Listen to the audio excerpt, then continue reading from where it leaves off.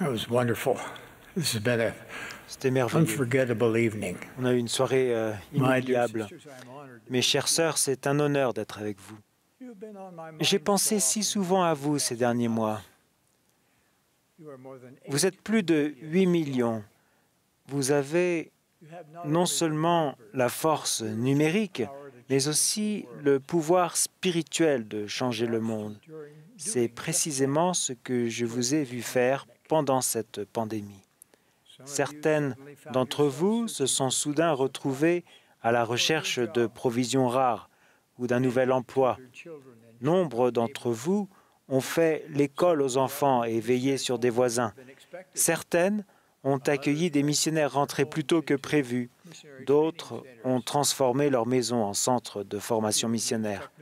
Vous avez utilisé la technologie pour communiquer avec votre famille et vos amis, pour veiller sur les personnes qui se sentaient isolées et pour étudier Viens et suis-moi en groupe.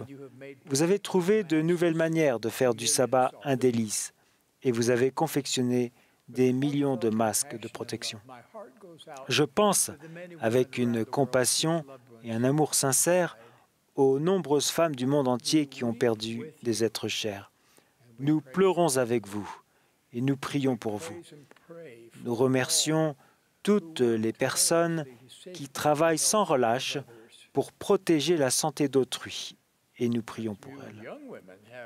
Vous, jeunes filles, avez également été remarquables. Tandis que la discorde inondait les réseaux sociaux, nombre d'entre vous ont trouvé des moyens d'encourager les autres et de répandre la lumière de notre Sauveur. Sœurs, vous avez toutes été absolument héroïques. Je m'émerveille de votre force et de votre foi. Vous avez montré que, dans des situations difficiles, vous persévérez courageusement. Je vous aime et je vous assure que le Seigneur vous aime et qu'il voit le travail formidable que vous accomplissez. Merci. Une fois de plus, vous avez prouvé que vous êtes littéralement l'espoir d'Israël. Vous concrétisez les espoirs que le président Hinckley plaçait en vous lorsqu'il a présenté la famille Déclaration au monde il y a maintenant 25 ans lors de la réunion générale de la Société de secours de septembre 1995. Le fait qu'il ait choisi de présenter cette importante déclaration lors de la réunion des Sœurs de l'Église est significatif. Le président Hinckley soulignait ainsi l'influence irremplaçable des femmes dans le monde, dans le plan du Seigneur. J'aimerais beaucoup savoir ce que vous avez appris cette année. Vous êtes-vous rapproché du Seigneur ou vous sentez-vous plus éloigné de lui? Que ressentez-vous en pensant à l'avenir, à la lumière des événements actuels? Certes, le Seigneur a parlé de notre époque en des termes préoccupants. Il a averti qu'à notre époque, le cœur des hommes leur manquerait et que même les élus risqueraient d'être trompés. Il a dit à Joseph Smith, le prophète, que la paix serait enlevée de la terre et que des calamités s'abattraient sur l'humanité. Pourtant, le Seigneur a également fait savoir à quel point cette dispensation est remarquable. Il a dit à Joseph Smith, le prophète, que l'œuvre de ces derniers jours est d'une grande ampleur, que ses gloires sont indescriptibles et sa grandeur inégalable. Je conçois que le terme « grandeur » n'est peut-être pas celui que vous choisiriez pour décrire ces derniers mois. Quelle attitude adopter face aux prophéties à la fois inquiétantes et glorieuses concernant notre époque? Le Seigneur a répondu à cette question avec une assurance simple mais étonnante. Si vous êtes préparés, vous ne craindrez pas. Quelle promesse! Elle peut littéralement changer la façon dont nous envisageons notre avenir. J'ai récemment entendu une femme au témoignage profond admettre que la pandémie, conjuguée à un tremblement de terre dans la vallée du lac Salé, lui avait fait prendre conscience qu'elle n'était pas aussi préparée qu'elle le pensait. Quand je lui ai demandé si elle faisait référence à ses réserves de nourriture ou à son témoignage, elle a souri et a répondu « oui ». Si notre préparation est la clé pour aborder cette dispensation et l'avenir avec foi, quelle est la meilleure façon de nous préparer? Depuis des décennies, les prophètes du Seigneur nous exhortent à faire des réserves de nourriture, d'eau et d'argent en cas de besoin. La pandémie actuelle a réaffirmé la sagesse de ce conseil. Je vous exhorte à faire ce qui est nécessaire pour vous préparer temporellement. Mais je suis encore plus préoccupé par votre préparation spirituelle et émotionnelle. À cet égard, il y a beaucoup à apprendre du capitaine Moroni. Il commandait les armées néphites et a affronté des forces adverses qui étaient plus puissantes, plus nombreuses et plus méchantes que les siennes. Il a alors préparé son peuple de 3 manières essentielles.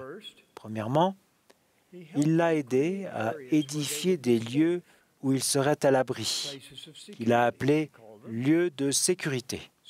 Deuxièmement, il a préparé l'esprit du peuple à être fidèle au Seigneur. Et troisièmement, il n'a jamais cessé de préparer son peuple, physiquement et spirituellement. Examinons ces 3 principes. Premier principe, édifier des lieux de sécurité. Moroni a fortifié chaque ville néphite au moyen de talus, de forts et de murs. Quand les Lamanites sont venus les combattre, ils ont été extrêmement étonnés de la sagesse avec laquelle les Néphites avaient préparé leur lieu de sécurité. De même, quand la tourmente fait rage autour de nous, nous devons édifier des lieux où nous serons en sécurité, à la fois physiquement et spirituellement.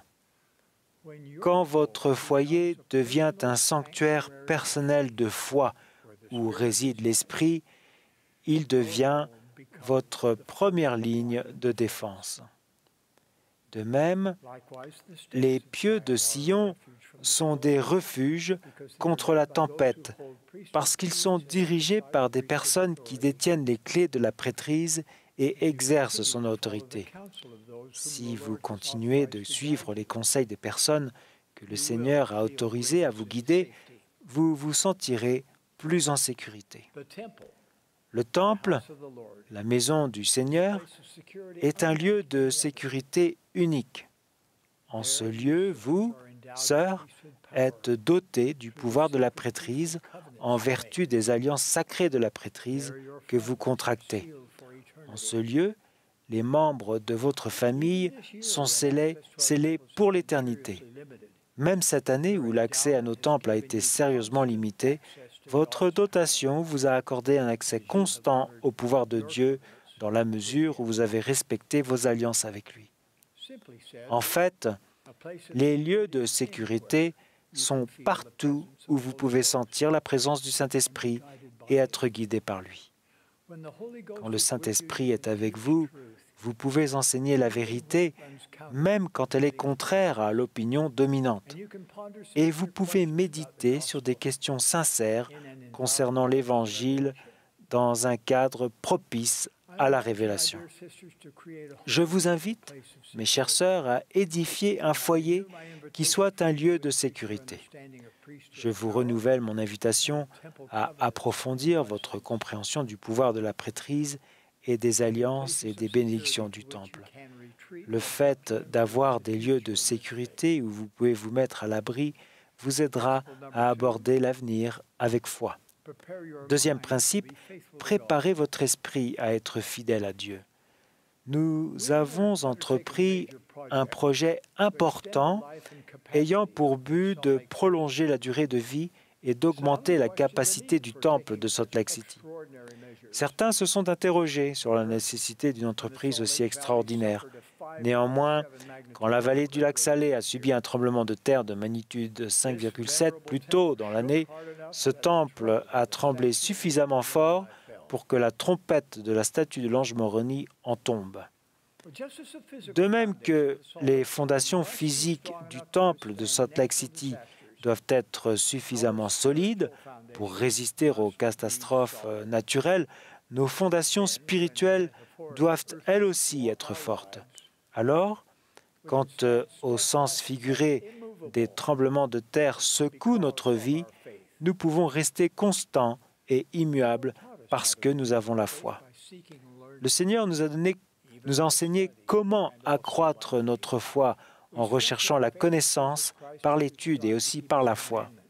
Nous fortifions notre foi en Jésus-Christ en nous efforçant de respecter ses commandements et de nous souvenir toujours de lui. En outre, notre foi augmente chaque fois que nous exerçons notre foi en lui.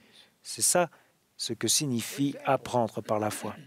Par exemple, chaque fois que nous faisons preuve de foi en obéissant aux lois de Dieu, même quand l'opinion générale nous rabaisse, ou chaque fois que nous refusons des divertissements ou des idéologies qui glorifient la rupture des alliances, nous exerçons notre foi, ce qui, en retour, la fait grandir. En outre, peu de choses renforcent davantage la foi qu'une immersion régulière dans le livre de Mormon. Aucun autre livre ne témoigne de Jésus-Christ avec une telle puissance et une telle clarté. Ces prophètes, inspirés par le Seigneur, ont vu notre époque et ont choisi la doctrine et les vérités qui nous aideront le plus. Le livre de Mormon est notre guide de survie des derniers jours. Bien sûr, notre garantie de sécurité ultime est de nous attacher au joug de notre Père céleste et de Jésus-Christ. Sans Dieu, la vie est angoissante. Avec lui, elle est remplie de paix. Cela tient au fait que Dieu accorde des bénédictions spirituelles aux fidèles. Recevoir la révélation personnelle est l'une des plus grandes de ces bénédictions. Le Seigneur a promis que, si nous le demandons, nous pourrons recevoir révélation sur révélation. Je vous promets que si vous augmentez votre capacité de recevoir la révélation, le Seigneur vous bénira en vous accordant davantage de conseils pour votre vie et les dons de l'Esprit en abondance. Troisième principe, ne cessez jamais de vous préparer.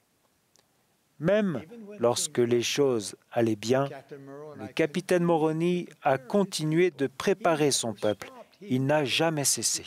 Il n'est jamais devenu trop sûr de lui. L'adversaire n'arrête jamais d'attaquer. Nous ne pouvons donc jamais arrêter de nous préparer.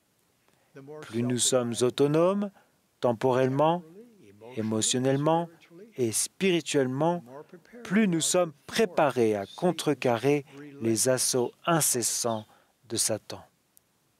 Chères sœurs, vous avez un talent pour édifier des lieux de sécurité pour vous et vos êtres chers. En outre, vous avez reçu un don divin qui vous permet d'édifier la foi d'autrui de manière convaincante et vous ne vous arrêtez jamais. Vous l'avez démontré une fois de plus cette année.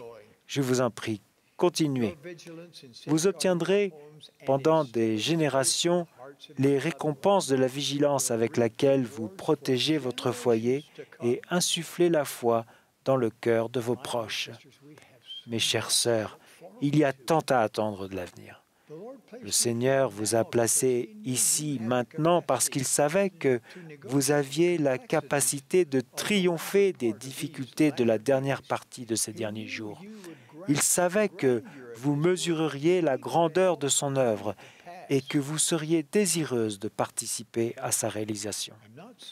Je ne dis pas que les jours à venir seront faciles, mais je vous promets que l'avenir sera glorieux pour les personnes qui sont préparées et qui continuent de se préparer à être des instruments entre les mains du Seigneur.